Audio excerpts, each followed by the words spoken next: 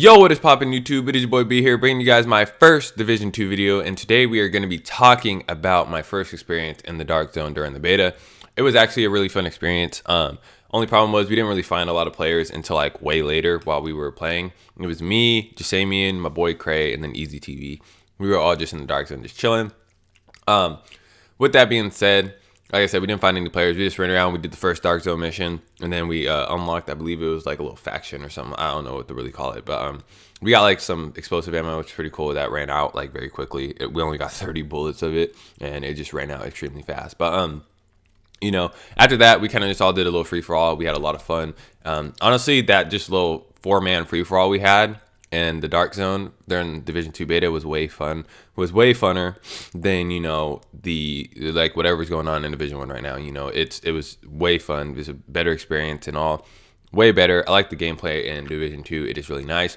Dark Zone gameplay, like I said, is really nice.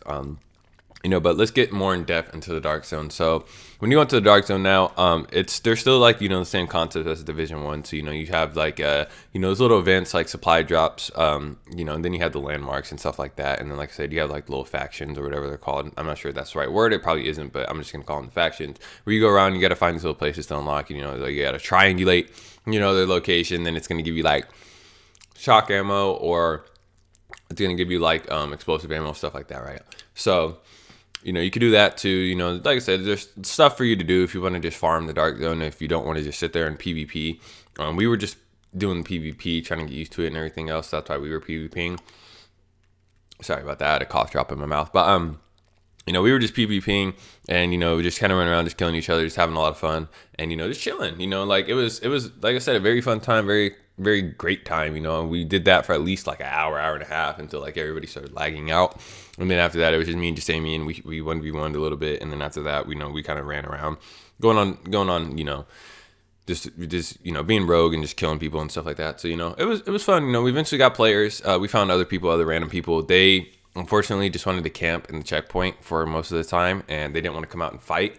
That's probably because we have better positioning, but I mean, we couldn't get close to them at all, because if we got any closer than what we were going to die with those turrets. Speaking of the turrets, those things, extremely OP and broken, and they do need a nerf, in my opinion. A lot of people are going to say, oh, well, you know, there's this Dark Zone where there's no turrets and all that other stuff. Yeah, that's fine, but the Dark Zone we were in, those turrets were just a little bit too OP. The reason I say the turrets are OP, right? And this is probably going to trigger all the people who get who get mad at getting checkpoint camped and aren't smart enough to, you know, just go to another checkpoint that we don't get checkpoint camped. But you know, especially in the Division 1 where there's like a million checkpoints, you just go to any checkpoint and it'll be fine. But you know, with that being said, the turrets, they just have they're a little bit inconsistent, in my opinion. So like yesterday I was in my stream, I flagged up rogue while I was in all the turrets, and then I was able to walk out before the turret shot me. Other times I flagged up rogue in there, and then I would die, which is obviously what is supposed to happen. So there was a time where I just walked out and I didn't die. Then there's times where I'll be right next to the turrets, rogue, and the turrets won't kill me. And then there'll be other times where I'm just deep, far away down the street, and those turrets will kill me. It was weird. Jasamian was way down by this little green truck. I don't know if you'll be able to see it in this clip. This isn't a live commentary, but he died by this green truck, and it was way past the turret, and it was a weird thing that he died that far from the turret. And then there'd be weird angles where the turret would be able to see you and kill you. We were by this gate on the left side, and there's like this little alleyway, and Samuel was behind this gate, and he peeked out for just a second just to see if the turret could see him from there, and the turret was able to see him from there, and he was just like in the you know, most concealed spot by that gate. And it was weird. The turret just immediately locked on and killed him. So, you know, the turrets are a little bit inconsistent that way. Sorry, I have a little dry cough, my fault.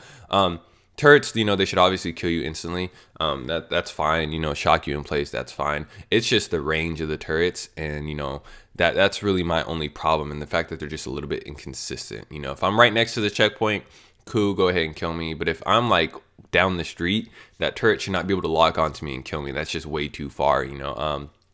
I should be able to, you know, at least, not saying checkpoint camp people, but, you know, I should be able to, you know, fight my, like, if they're coming out the checkpoint, I should be able to get, you know, a little drop on them, you know, like I shouldn't, you know, I'm gonna be able to see them coming if I'm far away, but, you know, I should be able to, if I wanted to, you know, push them, you know, in that same sense. I shouldn't have to wait for them to run down the street and then, you know, start firing on them. You know, I should be able to just go ahead and, you know, push them if I wanted to, because a lot of people are just going to sit in that checkpoint most of the time. Now that's going to be the only problem. You know, like I said, there is, you know, another dark zone where there's no turrets and shit like that, you know. Okay, cool. But and for people who don't want to play in that and maybe do want the turrets but they still want to fight, you know, then, you know, turrets are going to be a little bit of a problem. But, you know, we're going to see what happens. It is the beta, so maybe they will change how the turrets work, which hopefully they do. Just reduce the range, honestly, just the range, and make them more consistent. You know, don't let me flag up rogue and be able to walk out and I don't die, you know, and then, like, if I'm far away, then, you know, I die from this turret. You know, this shouldn't work like that, you know. So they do need to fix a few things. Lag was a big problem in the beta. We'll talk about all that stuff later. This is just mainly on the Dark Zone in my experience. Overall, I had a really fun experience in the Dark Zone. I hope you guys did too. Dark Zone is very cool. I really like the Dark Zone. Anyway, y'all, this has been another one with your boy B. My first Division 2 video. Make sure you guys hit that like button. Thanks to everybody who hit that sub button yesterday. We passed 350 subs during the beta. Almost to 400. Let's see if we can hit 400 before the actual game comes out March 15th. Anyway, y'all, this has been another one with your boy B. And I'm going to see you guys in the next video. Peace out.